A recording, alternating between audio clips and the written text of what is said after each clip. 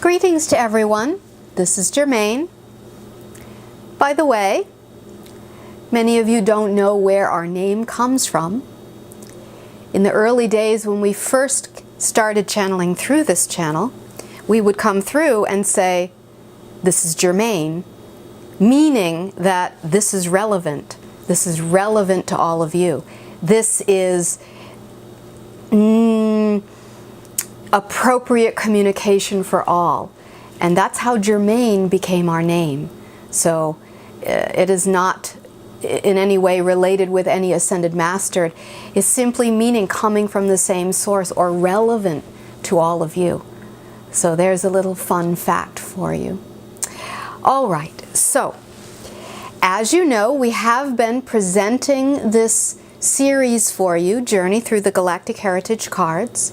And even though it's meant to help those of you working with the cards, for those of you who are not working with the cards at all, it is a wonderful journey through galactic history. And we are now, as of the last video, over halfway through the deck. And as we talked about in the last video, the energy now begins to shift, whereby in the first half of the deck, your journey was your separation or your movement from the source into separation as far as you could possibly go. Now, in the second part of the deck, you are on the return home. You are moving now into a process of integration. So that's the good news. What some of you might not think is such good news is that as you make that shift and you start moving back, a lot of stuff comes up, yes? A lot of things that were held on to that need to be released. They need to be released so that your journey becomes lighter, so that you become lighter. And therefore, that process at the very beginning, as you start the returning home, might feel like you're slogging through mud because it feels very heavy and you feel very weighted. We want you to know that is very normal. So today's cards that we're going to explore is the second era Orion cards. And just as a reminder, for those of you that don't know what we're referring to regarding second era, the cards have a time. Many of the physical species on the cards, there's a time stream noted, past, present, or future. Basically, past is referring to first era, when the species was a child species. Second era, or present, is referring to as the awakening process just starts and the healing process just starts. And third era or future is representative of the species as an awakened species. Okay, so as you know, we've already done the past Orion cards, and once again, at the risk of repeating ourselves, we do remind you there are many other videos before this, and we really recommend you watch them in order to get the full picture. Anyway, we will begin now with Orion second era. Now, if we look at where we left off before, we left off with Orion past or Orion first era, which was the black leak patterning. That was the beginning of the split, when the polarities began fighting each other. And you can go back and watch those videos to understand more fully what we are talking about. So in this second era then, we are going to look at this card number 56. The theme is healing, crisis, and purging. This is kind of what we were alluding to at the beginning of our discourse today when we said things can feel very heavy or can feel like you're slogging through mud. Once you begin the process of returning back home or moving back toward integration, and you thus have to begin releasing a lot of the burdens that you've been carrying in the form of belief systems and old wounds, As you begin doing that consciously, you do go through a healing crisis a healing crisis and a healing process that can feel very intense. It can feel like a purging, and that is what the Orion civilization went through as they turned the corner and began their own integration process. Because there's only a point to which you can maintain tight polarity. At some point, the pressure becomes so intense that a civilization either destroys itself or they have to go through some type of a transformation. And we're going to talk a little bit about the Orion transformation in a moment, because there are some similarities with how you on Earth are also going through your transformation. So, number 56, healing, crisis, and purging. It's referring to how when you finally make a commitment to your awakening and healing process, that you might go through this, or most likely go through this very difficult, very challenging time in which all the junk, let's say, has to come out. Energetic junk that you've been carrying for so long. So if you have gotten this card, 56, in one of your readings, again, it's pretty self-explanatory in that the message could be that you're in the middle of this process of releasing. It could mean that this purging process is on the horizon for you, so get ready. It could mean that you're avoiding it and it needs to be embraced. You really have to look at your circumstances and all the surrounding cards to really know how to interpret this message for the person that is receiving the reading. Generally speaking, though, this healing crisis is not anything that can be avoided. The ego doesn't like pain. The ego does not like to experience these kinds of things. But you have to walk through them and embrace them fully in order to make the transformation. Now, that leads us then to the next card, which is number 57, Leap of Faith. And this is referring to this process of transformation that we are speaking about, that there are many times when you are lost in it, and it is very difficult and it is very painful, and you lose your faith, you lose your sight, and you begin to doubt that what you're doing even matters, that your ego will, because your ego doesn't like pain, your ego will start to tell you, you're making it worse, stop exploring all this horrible stuff you don't want to feel, because you're making it worse. And very often people listen to that egoic voice and they stop and they never go through the process. So card number 57, Leap of Faith, is referring to the idea that you are really going to have to begin to trust yourself, trust the energies that guide you, primarily your higher self, representative of the universal energy, that will always guide you through what you need to experience on your path of awakening. In the previous video, we were talking about how, as humanity has to navigate its belief systems, and work with them on that non-intellectual level. It can be like being in a cave with a blindfold. You have to use different senses in order to navigate your way through. So this is very similar in the sense that you're going to have the faith. The faith that you can navigate your way through even if you don't understand where you're going, even though you might not want to experience the pain that you are experiencing. It is all part of the awakening process. So if the Leap of Faith card comes up in your reading, then the recommendation, again, we know we say this many, many times, but again, you have to look at all the surrounding cards, you have to look at the circumstances of the person. But it's telling the person they can trust, they can take this leap, or they need to take this leap in order to get to the next step in their process. So that leap of faith, the concept of leap of faith is extremely important to the awakening process. And it plays perfectly with the healing crisis and purging card before it.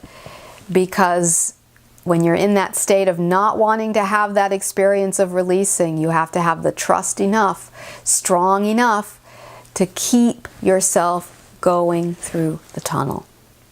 All right, so sorry to say the cards today maybe are not very fun, but they are so necessary. The Orions in the ancient times, they had very, very strong priests who had very clear vision, who could lead them through this.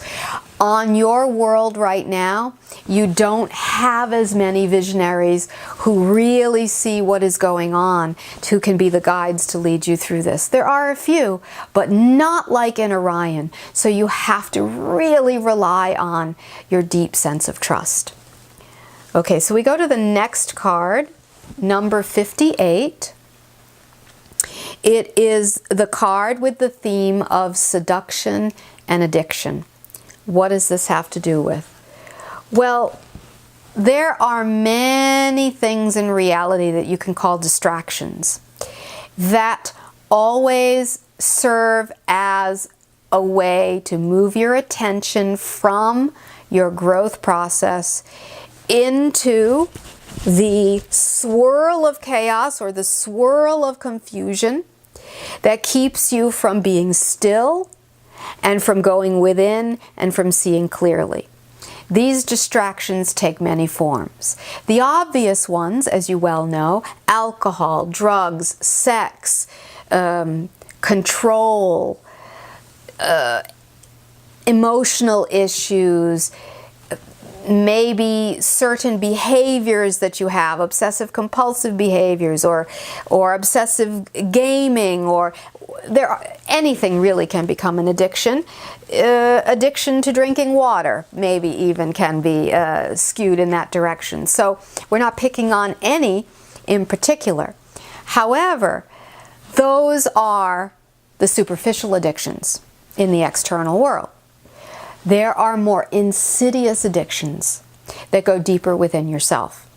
And those are the addictive thought patterns that always seduce you to move away from your wholeness and into your separation, or into your victimhood, or into your lack of self-worth, etc. And we know that you all know what we're talking about. So in the last series, when we were talking about the Earth cards, and we were talking about how the breaking of the belief systems, the seeing clearly of the belief systems is the nexus point that will shift you into the birth of a new consciousness. This is exactly what happened also for the Orion civilization, in that they had to look very, very carefully at all of the inner patterns, inner thoughts, inner beliefs, methods of self-sabotage, etc., that kept them stuck in the dynamic of victim and perpetrator, or whatever the polarity might be. Continually fighting, never integrating. Those polarized forces exist within the psyche of every human being. And that is what is considered the classic battle of good and evil, because there really is nothing outside of you. We know sometimes it is easy to think some entity or some being is attacking you, or this situation is making you unhappy. Those are examples of addictive thought patterns that keep you always disempowered. Therefore, if this card comes up in your reading, it's a gift, even though your ego might not think it is. But it's a real gift to remind you to go within and really look at what is seducing you into those repetitive thought patterns that keep you feeling less than, that keep you feeling love, unloved, shall we say. Okay, so if that comes up in a reading, it is an invitation to do that work. We have to say that, you know, sometimes you don't accept the invitation. However, at some point, whether it's this life or another life, you will have to go here. You will have to go into these things in order to move forward into the awakening process. We know there are many people who say, oh, just think positive thoughts. Don't go into the darkness. Don't go into the pain. Just think positive, and then it will neutralize the negative. That is polarized spirituality. It does not work that way, my friends. And the Orions, for sure, understood this. But it took them a very long time to understand it, which is why they were mired in polarity for millennia. So this is a clue, this is a key then to show you the direction in which you can go to really free yourself. And finally, the last card here, number 55. We love this card. Fusion and magic. What does it refer to? Well, this is a very, very classic Orion card. Because when you have a civilization that, or a consciousness that is so deeply polarized that absolutely refuses to find that center point between polarity to begin the integration process, what happens? Well, we said a while ago that there's only so long you can maintain tight polarity. The pressure becomes too intense. The Orions were one of those civilizations who let the pressure get extremely intense before transformation happened. So what happened then was that, if you can imagine these two polarities being like magnets that are repelling each other, so they have opposite charges, the repelling was so strong they would never come together. But there's an outside pressure that calls you to integrate. And the more polarized you become, the more pressurized you become toward integration. So if you can imagine then these magnets refusing to come together, but an outside pressure for integration is pushing them together.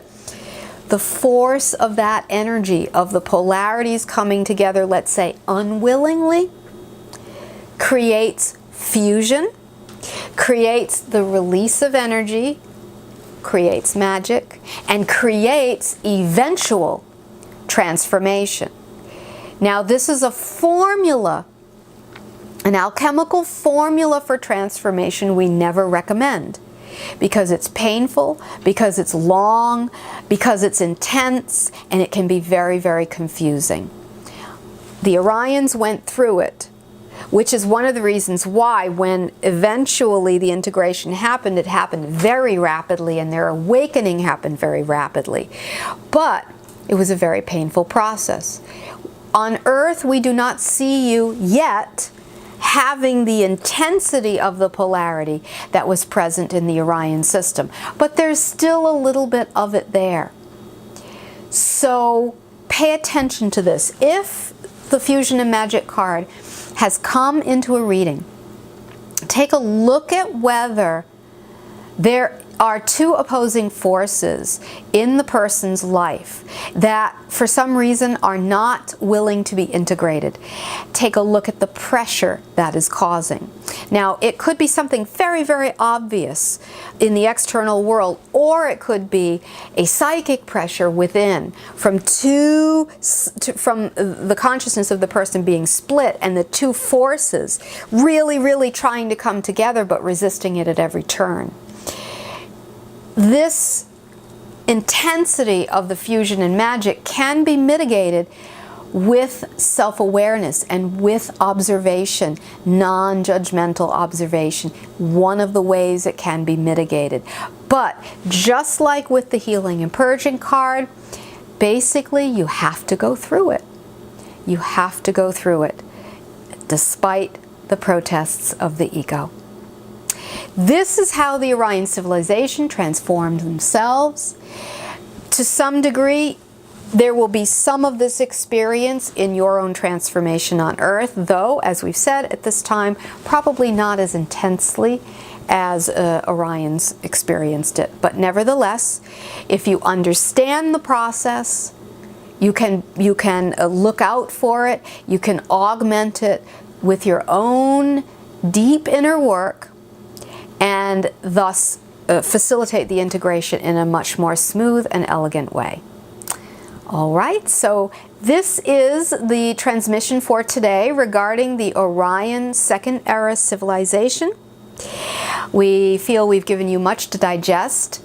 So for now, we will say our goodbyes until the next segment. Much love.